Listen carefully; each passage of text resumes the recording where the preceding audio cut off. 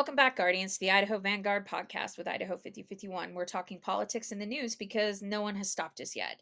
We're bringing you the headlines and the bylines to keep you informed and provide journalism against tyranny. I'm your host, Pine, and I have a special guest with me today, Tyler, who is one of the people heading up Deflock Idaho, an initiative to push back against the flock style cameras going up all over the country. Hi, Tyler. Hey, how's it going? Good. How are you doing Hey, in all things good. considered? Good. Staying busy. These keep going up like a wildfire, so Yeah. busy fighting against them. Yeah. Really appreciate you having A me. friend of mine who happens to live across the street from one of the junior highs happened to notice one go up right in front of the junior high, which seems a little bit suspicious to me. Yeah, I live in Wilder, but here in Wilder we have one faced into a park, looking at a playground, and so it's like there's no license plates. Kids don't wear license plates around their neck, so oftentimes it makes you wonder what they're doing with the information. Yeah, and a junior high, it's not like those kids drive. Yeah, They're a hair young for that, even in Idaho. yeah. Yeah, so I just wanted to go over a little bit about like introducing yourself and how you got involved in this movement about deflocking Idaho. And then why don't we start with the top with who you are and what are flock cameras? Yeah, so I found out about these cameras. Caldwell put them in 2023, but last year, towards the end of 25, uh, the KTVB did a story about them in Caldwell, and so I drive through Caldwell often, and so I started noticing them there. And then one day I'm driving home, and in my head when I first saw them, I was like, man, this will never happen to me. I live in a small town. We'll never buy something dumb like this. And all of a sudden they pop up in my town. So immediately I go down, or we have a small city hall. It's the city hall and the police station. So I go down there and I asked the police chief, I was like, hey, who approved these? Because I'd been watching our council meetings pretty closely at that time for some other stuff. And so I was like, who approved these? Who put them in? He's like, me and the mayor. I'm like, what do you mean me and the mayor? And like you and the mayor. And so come to find out, they just kind of snuck it into the budget, put a $10,000 line item for equipment, and decided to buy these cameras. And so there was never any public comment. The council never knew they were going in. It was a decision between a police chief and the mayor. And I got a bunch of people using our community page, kind of rallied together, and we had a standing room only at our council meeting. Um, which is impressive because usually there's only a handful of people, Like like maybe for two, any three people. city council, Um, regardless of the size of the city, it's usually pretty sparsely attended. yeah, and so we had it packed, and they decided to choose to remove public comment, and that was kind of the point to where I'm like, why we're putting these cameras in? We're not allowed to have public conversation about them, and people don't like them, and that's what kind of radicalized me. Um, to kind of this cause. And so I sat down with a few people that were like-minded, and we started the Deflock Idaho Facebook page, and just started, trying to get people to attend council meetings. I've started a successful, well, I guess it's not fully successful yet, but I started a voters initiative here in Wilder. Originally, I was really mad about them removing comment, and so I was going to do recall, um, but I ended up kind of settling. I still think that none of them should be in the business of politics because you should listen to your constituents. Like that's your whole job. That's the point of having public meetings. Yeah, so Um, the but people can, we can have yeah, conversations, right? Good be like, hey, conversations. excuse us. Yeah. And so, anyways, they removed that public comment. I ended up starting a voters initiative because I'm like, if you guys aren't going to even allow people to talk, like at least we have the right to petition here in Idaho. A lot of states aren't as lucky as us and don't have a way to do a direct ballot petition or initiative. Um, and so I started that, and I have enough signatures. I just actually last week took it down to the county elections department with my signatures. So um, th- that'll be on. I think the council, once they finalize the signatures, the council will have 30 days to vote yes or no. And if they vote no, it'll go on the 27 ballot. So that'll be pretty cool. Um, so that's kind of how this started. We started getting people to go to council meetings. We've, I've personally been to like Caldwell's and then Twin Falls, and we've had a few different meetings here and there. Um, but we started posting like organic content on this, and Deflock Idaho was started in April, and just today, from April to today, we now have over 20,000 followers Wow, as that is of today. massive growth. Yeah, I mean it's like hundreds of people a day Yeah. following the page. Well, and that Um, speaks to kind of the vibe and the whole feel of it, right? Kind of across the state because it is Deflock, Idaho. It's not Deflock Wilder. And for anyone who might be listening from out of the area, Wilder is a pretty small town. Um, and so compared, yeah, we have 1,700 people. yeah.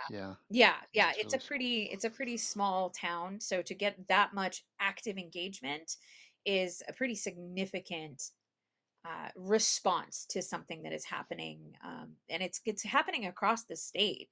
And so flock cameras and the flocks, what I refer to as flock style cameras, like Axum, and there's a Motorola brand as well, are cameras that do supposedly do license plate reading, but they kind of do like a continuous monitoring of areas where they're put up. And there's a lot of concern, especially because the brand of Flock is now tracking cell phone data, like Bluetooth cell phone data, as well as Yeah, license plate readers. yeah, so there is the signal trace. They can integrate that. What we've seen is all of what's funny is, so 2025, Flock came out and said for free any of our cameras can record 24/7. um, it's archived on there. Like we have an archive of the page from when they announced that. And I've even tested. So they're like, oh, they only read license plates. So I was like, okay, let me go test this. If you go up to one at night and like 10, 11 o'clock when it's dark enough Hmm. and there's no cars on the road, if you walk up to that, the IR, the infrared Yeah. light will strobe for a person. So it's taking pictures of people. There was just a funny post that we had done the other day was there's some police department and it was some dude that stole an e-bike and they had a flock photo of him stealing the e-bike. So they're not just reading license plates. They're not just tracking license plates. These cameras can photograph anything. And then further, they said they can record 24/7. And then we have now where so a lot of these cities are integrating them into uh, real-time crime centers. So Caldwell has a real-time crime center. When Caldwell first put these in 2023, Chief Rex Ingram went before the council and said, "Hey, these just read license plates. We're not going to have someone sitting in a room watching people drive around." Well, they have that now. And over the last year, there's several stories. And so the first time you see it, it looks like two computer screens shoved into a corner somewhere. And then the next time, it's like two computer screens put into a formal room. And then the next time you see it, it's two computer screens and then two huge flat screen TVs like the size of a wall. Yeah. And you can watch, they have 40 something, I think at least 40 cameras, I think. Might be more than that, but you could probably see every single camera in the whole city at one time, at one glance. And so the mission creeps real with these, where we say, okay, well, we're just tracking license plates. But what we've noticed with every big city is it moves from that into this real-time crime center where it's 24-hour, 7-day a week surveillance, and they're typically like Nampa has one, and they're trying to increase the budget by double next year, from like 300 to 600,000. Um, and so they have someone sitting in these rooms monitoring it 24/7. And so you're not only are you tracking license plates, but you're taking officers off the streets to stare at cameras all day. Yeah. Well, and that leads into this idea about the ever increasing surveillance state, which is something that I, in my Idaho heart, take umbrage with, right? And I have never known any government agency to scale back surveillance once it has begun, on the citizens and the population in this very minority report esque kind of way, in which we're going to watch your behavior for anything untoward, regardless of whether or not there is any reason to believe anything untoward is going to be happening. Yeah, there was some concerning statements from Rex Ingram like a month ago, where he's saying like they need these because of the peaceful protesters that have been showing up in Caldwell, um, and it's just it's a very concerning time where there's a continual drift that we're seeing, and it's rapidly accelerating from we need these for officer safety, and then now we need a real-time crime center, and now we need drones, and now we need this. Flock just released, they have a drone uh, that can see license plates from 2,000 feet. I mean, that's like 660 yards if you do any hunting or anything. Yeah. Like that's a long distance away. You could barely see that through a scope, 660 yards. You'd have to have a really good scope, you know. Yeah. Um, and so that's a huge distance to try to say um, to try to justify. I mean, it's massive. Yeah. And there comes up with that this element of the Fourth Amendment, right? Of this that we shouldn't be allowed to search someone's personal data, because that's the mission creep on that end. Is it's not just license plates, they're taking pictures of people, but now Flock in particular has released that they're going to add technology that allows them to track the Bluetooth on your cell phone. So when someone happens to be in the vicinity of a camera, the Bluetooth can be picked up, and that signature can be picked up by the flock camera. And then, of course, that allows the government to track you as a very, not just your photograph, but your actual personal data and information. Yeah, so just to clarify, so Leonardo is a separate Yeah. company. Okay. So how we had talked, there's for LPR, there's the big players at least are Flock, which everyone knows the name, Yeah. and then Motorola Solutions. Um, they operate the same way. It's still a ALPR. They with them, one thing that I've seen concerning is they don't really have like a set retention period, and so the retention period set by the customer. And so like we've seen, I don't know how long Nampa retains the data for. I need to do more records requests on Nampa. But we've seen like Post Falls is retaining the data for 2 years. So they have a 2 year database of people driving through the city. Um, Axon is another one. So Flock by default retains the data for 30 days. Axon we've seen with Meridian is retaining it for 60 days. Yeah. And then what you're talking about with Signal Trace is a product by Leonardo. Yeah. But like I said, most of all of these technologies are able to be integrated with each other.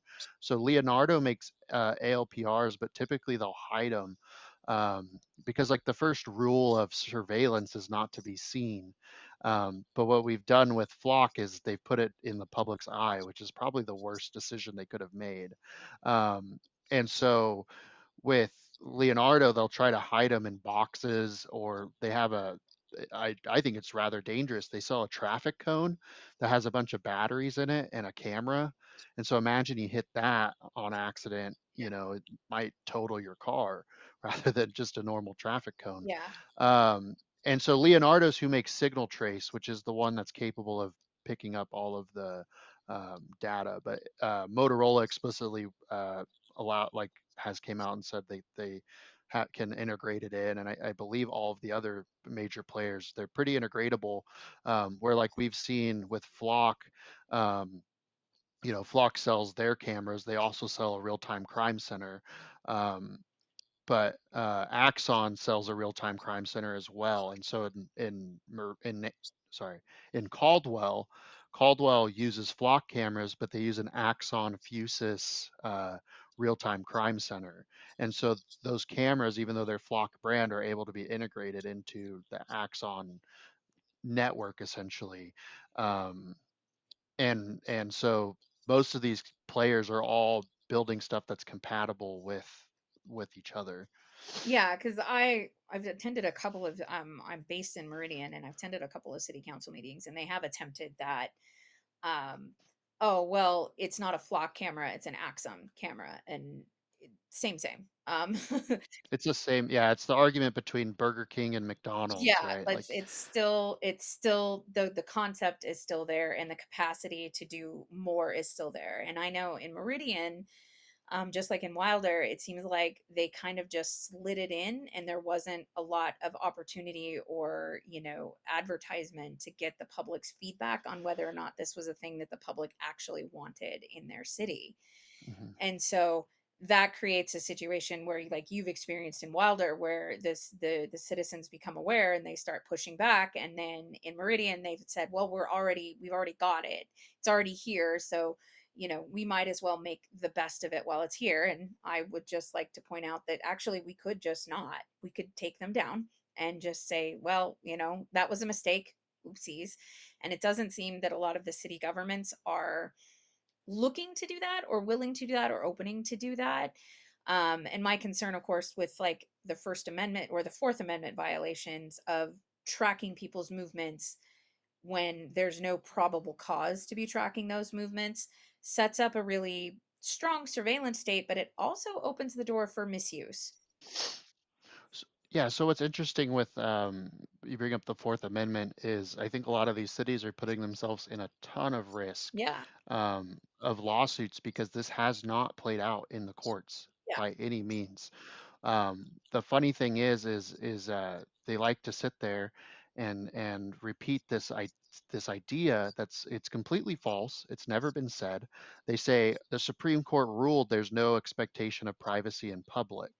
But the Supreme Court has overwhelmingly ruled time and time again that there is certain thing like you do have an expectation of privacy in public. Yeah. In Katz versus United States, they said the Fourth Amendment protects people, not places.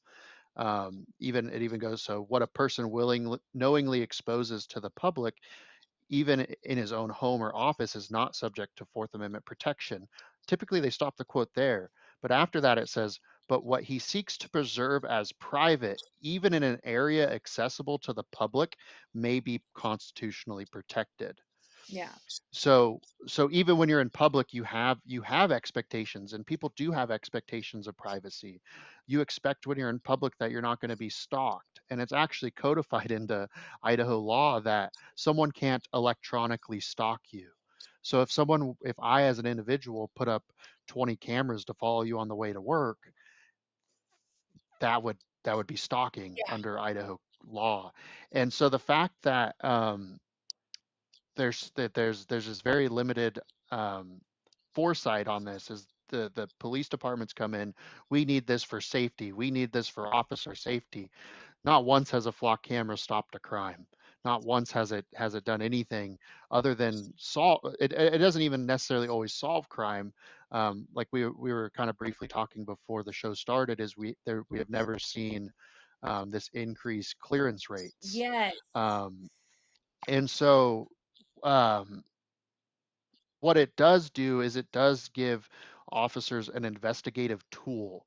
And so really it should be called flock surveillance, not flock safety. Yeah. um, I would argue that these cameras actually reduce people's safety because of the amount of misuses, the amount of people that have been falsely arrested or detained. In LA over a 3 month period, there was I believe 161 people pulled over because of false reads by Flock. That was one of the reasons they LA removed them. Well, yeah, I Um, mean, let's set aside that getting pulled over for doing nothing yeah, but yeah, yeah. driving is an, a big violation of our constitutional rights and our civil liberties. That is a waste of taxpayer money and a waste of police time and resources. to be pulling over people Hmm. who've done nothing, to find Yeah. out later, like, oh, yeah, I mean, it opens them up to massive amounts of lawsuits, but So just in a basic sense, that's a waste of resources. So using Flock's own numbers, they say they read, and it's probably increasing because every month, like if you look back 6 months, there was maybe 80,000 cameras across the United States, and then now there's, I think the last number I saw was 120. So now there might be 130 Yeah. because the last time I saw was like last week. So it's growing exponentially. But one of Flock's numbers that they said a few months ago was that they have 20 billion license plate reads per month. Jesus. And but they also they advertise and they try to sell this as a selling point is that they're 97% accurate. That's really bad numbers when you're talking about 20 billion reads, because that's what four hold on, what would that be? 0.07. So that's one 1.4 billion misreads That's per month. and that's a lot of when you translate that into manpower to, go and deal with that, and electronic computing power, and then what all of that actually equals when we're talking about police officers is time away from doing actual police work, and taxpayer dollars paying for Mhm. basically what amounts to a waste of time at 1.4 billion people or instances or whatever it is, um, that is just being. I'm of the opinion that there should be 0% failure rate on anything of this nature, that it should be 100% successful at all times to even come remotely close to being justifiable to use. Mhm. So 97% is just not going to cut it for me. The government just doesn't get that free pass of messing around with people's civil liberties, on a maybe. And this is not Minority Report. We don't get punished for existing, with the potential of something happening, which is basically what this is with the license plate reader, is this idea that by driving down a road, you have potentially opened yourself up for committing some kind of crime. So we're going to preemptively categorize who you are, classify who you are, and keep that data and information should you in the Right. future commit a crime. And that just seems like a really dangerous place to be, with a government just feeling like tracking their citizens. And I know that we touched about it briefly in like the green room. There have been many instances across the country, including here in Idaho, of police officers misusing the flock cameras to stalk and harass women predominantly, but like girlfriends and exes and other things like that, and to basically track their movements, which is massively concerning that there's not any sort of guardrail to prevent that, but also that now we have this tool that these people can use to completely in, violate someone's autonomy and their freedom of movement. Yeah, so I was just looking, I hadn't actually seen it until recently, but the Jerome County Sheriff that retired because he was misusing the flock cameras, and the AG said he did nothing wrong. He woke up every day and when he first got to work, he looked up his wife. When he at lunch, he looked up his wife, and before he left work. So at like in the morning, afternoon, and evening, he looked up his wife's license plate every day religiously. Yeah. And so people are like, oh, and it was like 1,000 times. I think it was Mhm. 1,016 times. Um, that's concerning Yeah. to check all day, every day. Um, Someone had said to me, and I haven't done any more research into it, but um, they said that police are it's one of the occupations with like the highest risk of like domestic violence. Yeah, there's And a long so history. and so um, it makes sense where we're seeing this information so easily abused, and so oftenly abused over and over and repeated. It's police stalking, ex-wives. So there's some cases where it was just some random person they met. There was a case in Florida where some officer was pulling like security off off duty, like like they could go somewhere and like get paid a little bit for doing security out after they're not working. But he was doing that and met someone, and he ended up later on kept pinging, put her, I think he put her license plate on the hot list. And when he got a ping on it, he drove, almost causing accidents to go catch up and pull her over. And then, he pulls her over and is like, I told you I'd find you or something creepy like that. Yeah. And so, not all, I think some of this could be seen as bashing police, and I don't, and that's not how we've been trying to do this. 100% I support, police that operate within the Constitution. Yeah. And that's where I draw the line, is at the Constitution. These cameras have not played out in the court. No matter, Flock tells them it has.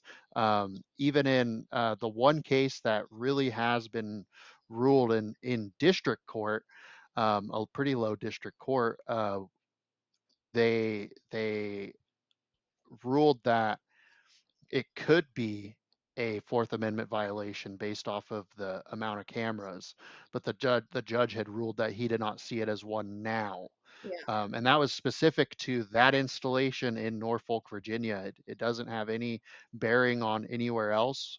I just recently was in Twin Falls for their council meeting, and just to show like how concerned people are. We had, people from, the far right libertarian leaning people. We had, middle of the ground conservatives, all the way from to like the DSA, Yeah. that was there too, all there to speak against these. There was probably 200 to 250 people at that council meeting. Um, it was packed. It was a standing room. They have like a hallway in the middle, and then they have a watch room, and like all of that was just completely packed. Um, and so, but when I went into Twin Falls, what I noticed was there's no way in or out of that town without driving past one of these cameras. Yeah. You're fenced in. There's not a route in or out where they're not going to know that you came or left that city. And that's very concerning, especially when we just had this at the end of June, the Chattree ruling, from the Supreme Court, where they literally said geofencing is not legal, is Yeah. not allowed. And so these what's the most concerning part of it is that we have these police officers, these police chiefs, and these city councils saying, well, it hasn't played out yet, so we'll just put them in. And the thing is technology is always going to expand rapidly, but we always have to look at it through the lens of the intent of, the Fourth Amendment. Um, Cataloging. So I'll go back just a little. I don't have any issue with cameras, Yeah. right? Cameras, people are going to put cameras on their house. People are going to put cameras wherever. It's inevitable. But there's a difference between a single camera where the data is being stored, at that camera, and a system that is cataloging into a searchable database all of your movements. Yeah. Every time you pass by one of these cameras, it catalogs the stickers on your car, the color, the license plate, every detail. If there's a scratch, they could search by dented red Ford or dented red truck. Um, so it's constantly creating, a history. We just 404 Media just came out with a story, um, where they used the fact that someone drove from Wisconsin to Michigan to search their car because Michigan, I think, marijuana is legal. But they used the fact that they tracked him into Michigan as a pretext to search his car after they'd pulled him over. And so and so oftentimes there's this saying that, show me the man, I'll show you the crime. Yeah. And so if we have enough information about someone, we can create probable cause where there really isn't any probable cause before. But the simple fact that you tracked someone from here to here to here, and oh, they went to Michigan, so we're going to pull them over.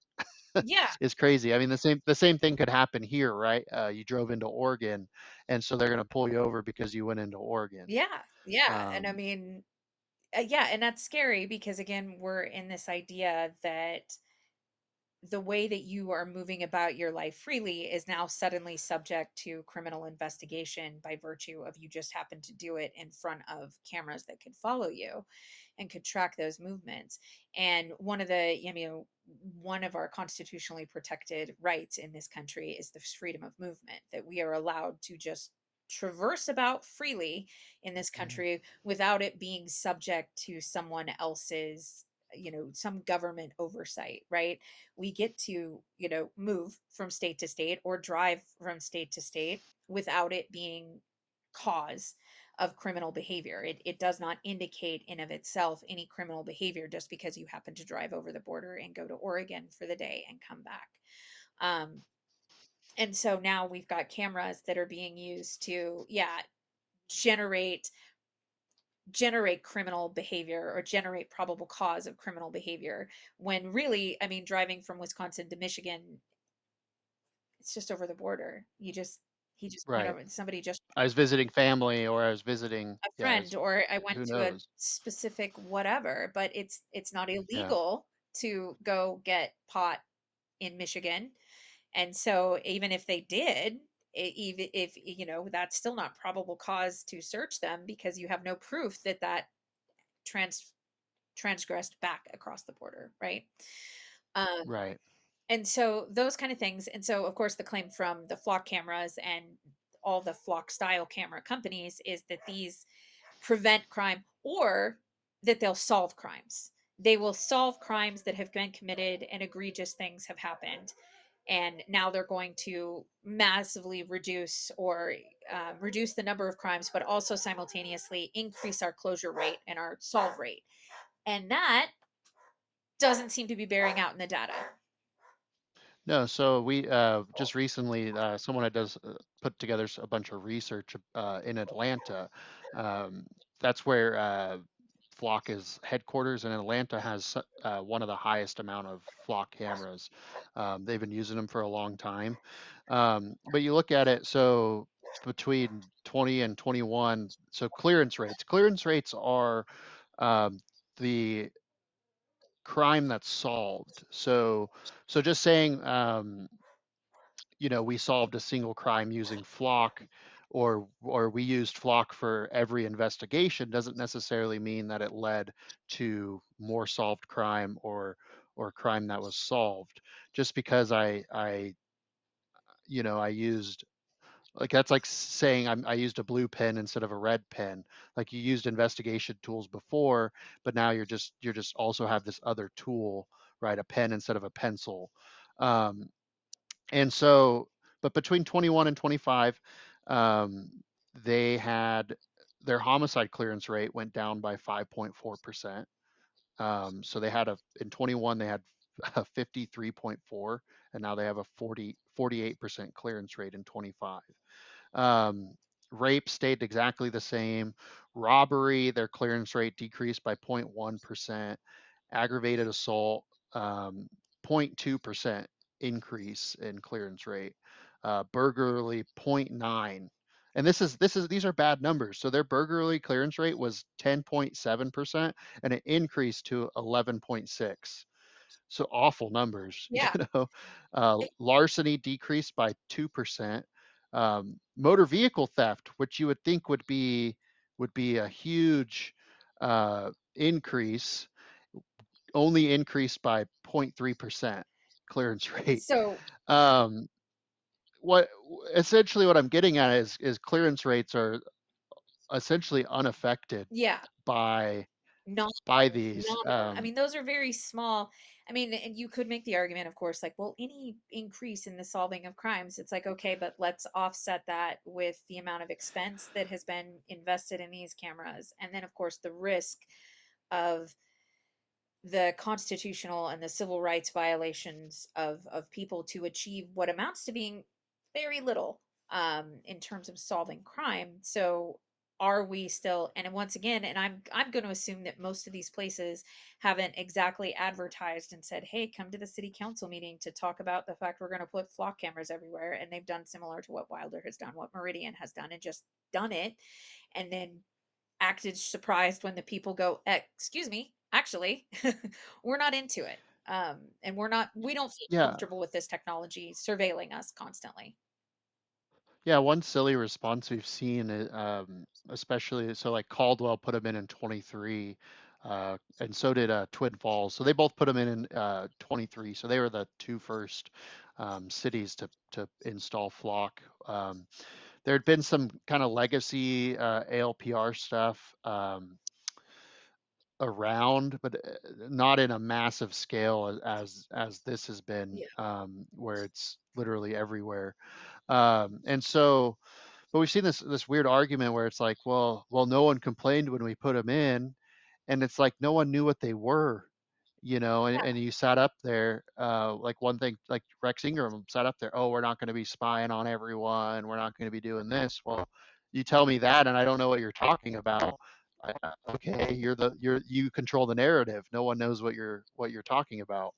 Um, and so there's really been a shift in people understanding what these cameras are, how they function, and so people are honestly getting upset because as they increase, as they show up in their neighborhoods, as they show up on their daily commute, um, it becomes worse and worse. And there's honestly anyone that's watching this, if you haven't noticed one, once you see one, it's like the Matrix, like taking the pill, right? Yeah. Like once you see them, you can't unsee them, and And it just becomes quite the sight. I mean, I was driving through Caldwell earlier today, and I was like, "There's one, there's one." I'm just like yeah. pointing them out as I'm driving. Yeah, once you become aware that they're out there and you know what they look like, you start spotting them everywhere. And I travel around the valley a lot. I'm here, there, and everywhere for work, and I happen to notice more of them every time I Mhm. cross from, Meridian into Boise, or Boise all the way out to Nampa or to Caldwell. I happen to spot new ones even on regular routes that I take. Um, and Mhm. so they're going up everywhere. And Yes. I think earlier we talked about, a friend of mine happens to live across the street from a middle school and noticed one go up right there. And it's like, okay, but middle schoolers don't drive. So why are we surveilling a middle school? What amounts to being, surveilling the middle school?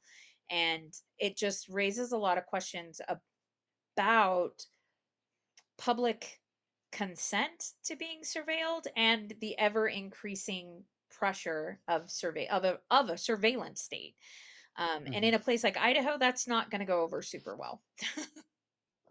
Yeah, we've it's been I've really liked being kind of in this cause because it's very bipartisan. Yeah, it's a universal. It's And I universal. think if anything's to be learned from this, a lot of people are, people I think agree on more things than they realize. And sometimes it's kind of probably crappy to say, but like sometimes it takes something like this for people to realize, hey, we can come together and work together and let's solve this. And so yeah, our main goal is to push for a total ALPR ban. Yeah, It doesn't matter the vendor. We've seen across the country where, someone will take Flock out and then just put in Axon, or even even Caldwell, the police chief's like, well, we could remove Flock, but I need, 20 cameras from Axon. yeah. And it's just not a realistic argument where people are going in there. They're concerned about privacy. They're concerned about their Fourth Amendment rights. They're concerned about where the data is going. They're concerned about, all this list of concerns. And it doesn't change just because you're storing the data on someone else's computer, you know. You can readily access without having to go through a judge or anything else like that. Yeah. Yeah. Yeah, yeah, exactly. And you know, um, my problem is a lot of the cases. So like one of the court cases, I think it's Knott's. They'll use it to they'll quote it for a reason that they can use these. Well, in that case, they had probable cause. They believed this person was making was making drugs, and he was buying chemicals from somewhere, and it was in the 80s, they put a radio repeater in this bucket of chemicals. It was before GPS, so they followed this guy, and then they had the radio repeater, and but they also followed him, so they knew where the chemicals went, mostly by tailing them, and they said that, hey, that's okay, you were following them, you had probable cause to follow a person, you just used something to improve your senses, essentially, like a police officer can follow someone if they have a reason to follow someone, and they said that's okay. But in that same ruling, they said the defense argued, well, then you could just follow anyone as a dragnet. They explicitly use the word dragnet, and they but they said if this was a dragnet, we could face it then. We'd have time to deal with this at that time, but it was just one instance. Yeah. So that there's a difference between what essentially what the court said is there's a difference between following one person because you have probable cause and building a massive searchable database or tracking every single person. Yeah. And the Supreme Court has withheld time and time again in Carpenter, where they ruled that people's cell phone location is their own property, and to get it is a search. You need a warrant Yeah. to and it again, it takes so long for stuff to go to the court that every day that these are up, they're just eroding our Fourth Amendment more and more. They're actually creating more and more liability for them. I really wish that a lot of these cities would take them down before we get to that point, because at some point it's going to become costly for them. And I think they're really putting themselves in a lot of risk for very little reward. Clearwater County, uh, they decided to remove flock cameras because they solved one crime. They solved an out-of-state stolen vehicle.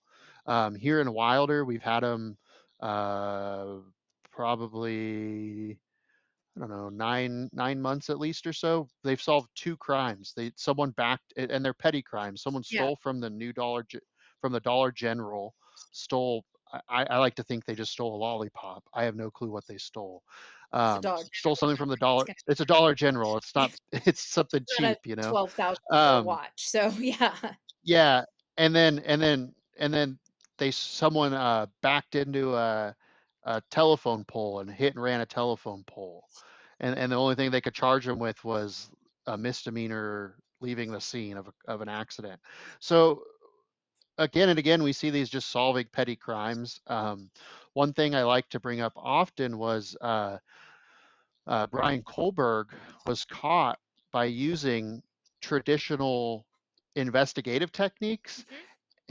and people's cameras. And so when a crime is egregious enough, police departments will invest time to investigate the person and find the person. So Brian Kohlberg murdered multiple people. So the FBI comes in and they start canvassing for cameras. People already have cameras on their homes. There's cameras pretty much everywhere.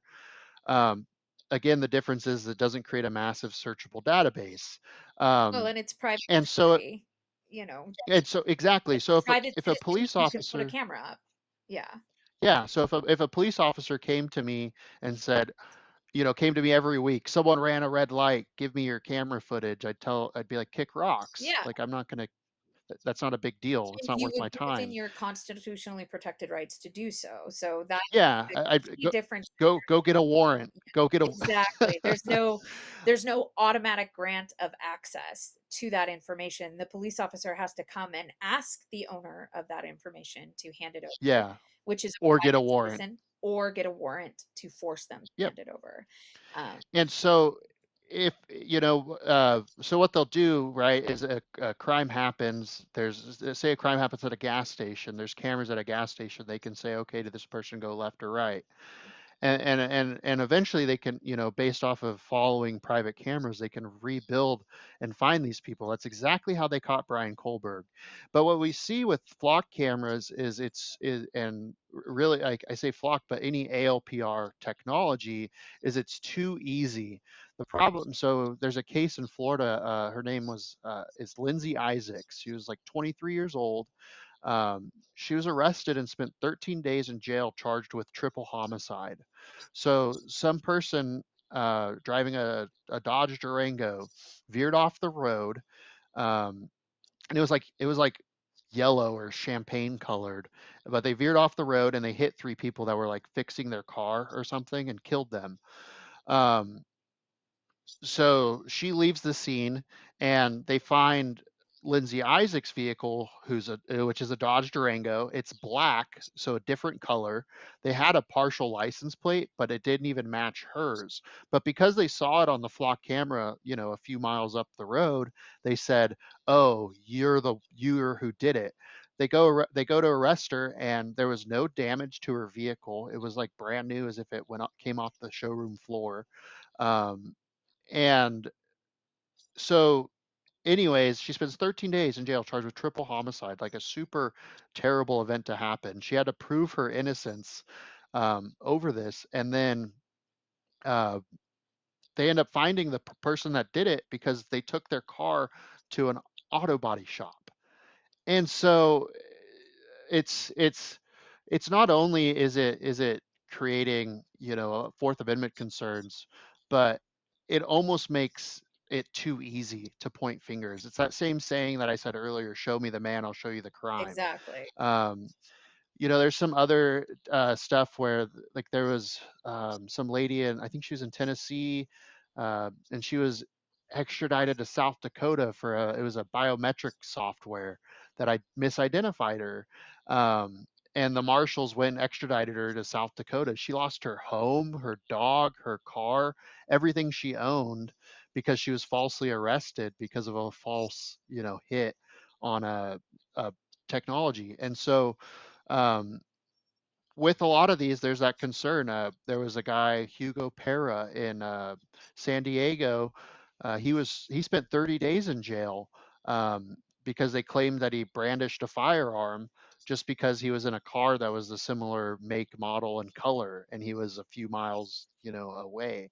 And so it's really easy to just point fingers at people and things, right? Where you're like, oh, a Dodge Durango killed three people. Well, here's a Dodge Durango. Yeah, that And happened to so, be in the area at an inopportune moment, I guess. Yeah, right. So if they took, sometimes it takes time to solve crime. Like, but but it should take time. it It should. should take some amount of time because we want to ensure that everyone's Fourth Amendment's protected. When we went to the city council meeting in Twin Falls, um, Chief Matthew Hicks was talking about, some crazy, terrible, murder investigation that they had a few years back, and he's like trying to equate, like, if only we had had these, we would have solved it in a few days rather than 3 months. Well, in those, they still solved it. It was still solved, and it was solved by that same method I talked about, where, canvassing cameras, tracking down. They had, a make and model of a vehicle, and they would get information and they slowly narrow it down. But taking those steps and slowly narrowing things down ensures we get the right person. It Exactly. ensures that the evidence isn't tainted. I'm just waiting for the case that happens where, they catch some criminal by using flock cameras, and that's thrown out, right? And then, because it could happen. It could. Um, It's in legal speak, it's called the fruit of the poisonous tree. Um, right, so exactly. if the cameras are found to be violating someone's civil rights or used improperly or used illegally, that basically means that any evidence from that point on that was gathered based on what the camera told you is now inadmissible in court. And so it could Right. lead to someone who may otherwise be guilty of this crime getting off on what amounts to a technicality. But those Yeah. exist for reasons so that the government cannot use those things to punish people for things they did not do, right? There is an Right. element of that. And just like we saw with this gal who spent 13 days in jail for a crime she had nothing to do with because she was happened to drive a Dodge Durango, or other cases like that. And that is where I agree with you. Life is not an episode of Law and Order. We do not solve a crime in a single episode, right? It can take a long time to solve a crime, and it's supposed to, because we want to make sure that the evidence we gather and that the person who ultimately is put in front of a judge and jury for this crime is the person who did it. So one of my favorite quotes, and it's from a Supreme Court ruling. It's United States versus D. Ree, and it says the forefathers, after consulting the lessons of history, designed our Constitution to place obstacles in the way of a too permeating police surveillance, which they seemed to think was a greater danger to a free people than the escape of some criminals from punishment. Yep, I And and you do know, agree with that. I think the risks don't outweigh the rewards. I shouldn't have my comings and goings cataloged. Um, Not everyone, they could, figure out every time I go to Home Depot, every time I go to work, my daily schedule. Um, there's a lot of information they could gain from these, even in 30 days. In 30 days, how many times do you go to church? In 30 days, how many times do you go to a grocery store? In 30 days, how many times do you go to work? How many times do um, and another concerning thing too is like they can even use these to like associate vehicles together. They have the AI power now. All of them, they um, you know they talk to use it as a talking point is they can figure out vehicle associations. And so, oh, on Tuesdays you and your brother drive to meet at the park, and you guys are 5 minutes behind each other, so now they know that you guys are associated together in some way, shape, or form. Yeah, and um, that goes back to this idea of, in this country we have the right to free movement and freedom of assembly. right. So the government doesn't get to tell us who we get to associate with. And But say you drive to work every, and so on the other side of that too, say you drive to work at 5 o'clock every day, but some criminal goes to go do his crime at 5 o'clock every day. yeah, Now you're associated with that person. Now you're a suspect as well, and the only thing you did was drive to work. Um, I mean, that in my own life, I see the same vehicles on my regular route, and some of them stand mhm, out because of a yeah, sticker or a license yeah, plate or whatever. But I mean, I recognize it because I'm like, hey, I see you driving. You probably live somewhere in this vicinity, and we just happen to be commuting at the same time. Um, yeah. That's funny. I have noticed that too. Now that you mention it, I've never thought of it Yeah, that way. just see some of the Um, same cars, and you just yeah, certain ones that stand out. Usually it's because they've got like a sticker I like, or a license, like a custom license plate or a bumper yeah, sticker or something that just kind of catches my eye, but I will see them again because they happen to live in the same area or just take the same commute routes, because let's face it, in right, the valley it's not like there's a whole heck of a lot of options. Um yeah. we're all kind of stuck on the same freeway. So, yeah. Right. Yeah, there's one freeway through the whole place. Yeah, exactly. We kind of So, all have to go the same basic route yeah. to get there. Okay, well, Tyler, this has been amazing and thank you so much. How can other people join your fight or create their own sort of pushback to these circumstances? How can everyday citizens push back against these cameras invading their communities and being put up all over the place? Yeah, one thing, voters initiatives is one way, and that's a way I've gone about it Yeah. at our local level. So that's something someone could do. Um, and then if they want to get involved, just reach out. They can send a message to the place we have our biggest following is on Facebook. Okay. So just Deflock Idaho on Facebook. Yeah. We try to have some group chats for different areas, and we've had some really big successes. With um, so Jerome County yesterday, or not Jerome County, Jerome City decided yesterday to not renew, and that was just from getting people in contact with people to show up. Yeah. Um, That's a big part you of it. know, uh, Yeah, and Showing so up. yeah, as we put pressure on these city councils right now, most city councils are going through their budget period, and so putting pressure during their budget periods and saying, hey, we don't like surveillance, we don't want surveillance, um, is a great way to be involved. I know even just sometimes the presence, right? If Yeah. um, because a lot of people always don't want to speak, and so just showing up and being in the audience. I haven't seen many people. We went to the Twin Falls one, and the only person to speak for them was the previous police chief. So Yeah. there's it's generally people against. I don't think anyone really wants to be surveilled. No. No, it's and unsettling. and so yeah, I think so. I'm gonna have a class. I had posted it. I'm gonna have a class on August 29th in Caldwell. Okay. I don't have times yet. I was thinking of doing. I have the library for the whole day, so I was thinking of doing like two classes. Okay. And it'll be a ALPR 101, and then I might try to touch base on like here's how you do like a records request and stuff like that. Because I think the biggest thing, I think there's an end date to these existing in Idaho. Yeah. I think some other states might not be as lucky as us, but in Idaho, I don't see these lasting forever. Um, and so, uh, what I would like is for people to, I don't, but before I went down this, I knew nothing about being like civically engaged.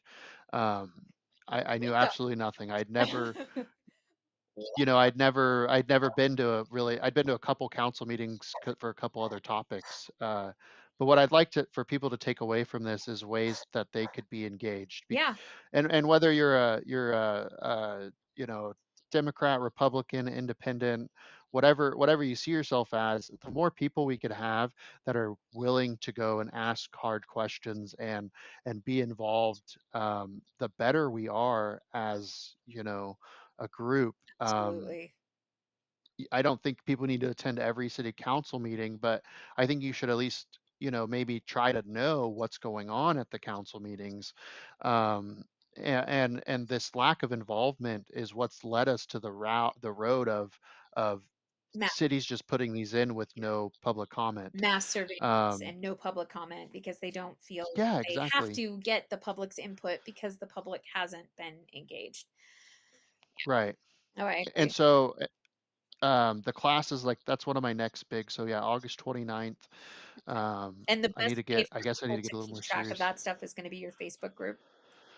Yeah, Okay. yeah, I try to cross post on Instagram, but Facebook's our biggest platform Yeah. that gets posted the It most does on. have a good way to build sort of a community type engagement Yeah. over some of the other platforms. Yeah, I agree. And so Facebook's the best way to follow on where we're going. And yeah, hopefully if we get the more people we get involved, the more we can do. Like I said, just kind of watching these cities through their budget process, trying to get them removed and getting people to show up to council meetings, which we haven't had a problem doing. Yeah, sounds like Um, it. so if anyone, if anyone's out there and they want to stand up in their community, just reach out and we have a big platform we can use. Um, and we've been able to make pretty big impacts everywhere we've targeted. Well, I am all for people getting civically engaged. That's kind of our whole mission, right? It's to keep people Hmm. informed and so that they can get engaged. And the more people who stand up and speak out and show up at these city council meetings, even if you're Hmm. not comfortable speaking, just to be there and clap when someone does speak, to reflect your support of that, Yeah. deflocking, so to speak, is a good thing for people, and it's a good thing for our communities, and it's a good thing for our state, and it's a good thing to remind these city councils and these police chiefs and all of them who exactly they're supposed to be working for. So, Right. well, The other thing is I haven't picked a date yet, but eventually I'm gonna get thousands of people on the steps of the Capitol. That's my plan and my goal. would So be on the lookout for that. we know a little at Idaho 5051. We know a little bit. about doing that. So if you need any Yeah. support, you just let Yeah, me know. I'll We'll be need your happy help. to show you a little rope. All right. Show you how we can pull that off. But yes, Okay, and let's I do it. think those big demonstrations are important for community building, but they're also important to like make a real strong like, hey, actually take a look. These are the Yeah, people who have said no, thank you to that. Well, right. Tyler, thank you so much for being here today. I really appreciate it. And I will get this episode edited and out probably tomorrow. But thank you so much for your time. Yeah, thank you for your time. You're doing great work. Anyone that's making noise, I appreciate them. So That I is really my job. appreciate. Yeah. Make a lot of noise, be Awesome. very annoying until they force me to be quiet. And even then, probably not going to work. Awesome. Thank Well, you thank so you so much. much for having me. Thank you. If you want to get more involved in protecting our democracy, you can find more information at idaho50501.com. Please subscribe to us on Substack and YouTube and wherever you get your podcasts. If you are inclined to help support the growth of this podcast and our work further, you can become a paid subscriber through our Substack. None of this is free for us, and your support goes a long way to helping keep the people of Idaho informed and engaged. Remember to build your communities and keep the lives and families destroyed by ICE in your thoughts as we battle the scourge of creeping fascism side by side.